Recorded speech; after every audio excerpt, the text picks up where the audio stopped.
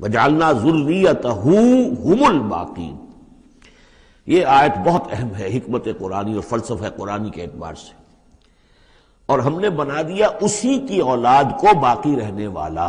اس سے یہ ثابت ہوتا ہے، یہ ایک اسلوب حصر ہے کہ حضرت نوح کے بعد پھر کسی اور شخص کی نسل دنیا میں چلی نہیں، یعنی یہ کہ ان کے ساتھ 72 تھے، 80 تھے، کتنے نہیں تھے۔ ایک جگہ قرآن میں یہ بھی آیا ما آمن معہ الا قلیل، سوائے چند لوگوں کو ایمان نہیں لایا۔ اور گمان یہی ہے کہ یا تو حضرت نوح علیہ السلام اور ان کے 3 بیٹے اور ان کے اہل خانہ، اور ممکن ہے کہ ایک بیوی تو پیچھے رہ گئی، غرق ہونے والی تھی، لیکن کوئی اور بیوی ان کی ہو کہ ان کے ساتھ ہو، اور باقی یہ کہ ممکن ہے ان کے جو کچھ ملازم ہوں گے، خادم ہوں گے، بس۔ اور میرا یہ خیال ہے کہ ان پر کوئی ایمان نہیں لایا۔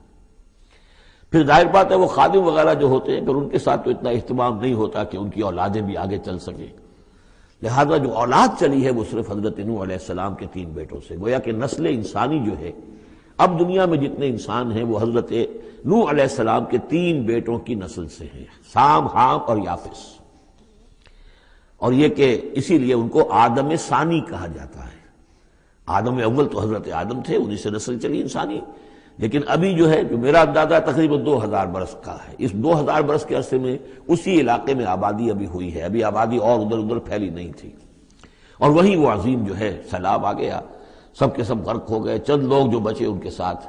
محسوس ہوتا ہے کہ ان کی بھی آگے نسل نہیں چلی، صرف حضرت نوح علیہ السلام کے 3 بیٹوں سے۔ وَجَعَلْنَا ذُرِّيَّتَهُ هُمُ الْبَاقِينَ، یہ جو ہے حصر کا بڑا زوردار جو ہے یہ اسلوب ہے۔ وَتَرَكْنَا عَلَيْهِ فِي الْآخِرِينَ، آخرین، اور ہم نے اسی طریقے پر پھر پچھلوں کو چھوڑ دیا، پچھلوں میں سے کچھ لوگ اسی کے راستے پر چلے، حضرت نوح علیہ السلام کے راستے پر۔ ظاہر بات ہے کہ ان کے 3 بیٹوں کی اولاد کچھ عرصے تک تو یقیناً بالکل دین حق پر اور دین توحید ہی پر چلی ہوگی، پھر جیسے وقت گزرا پھر شیطان نے ورغلایا اور یہ کہ مختلف قسم کے توہمات میں اور مختلف قسم کے جو شرک ہیں ان کے اندر مبتلا کر دیا۔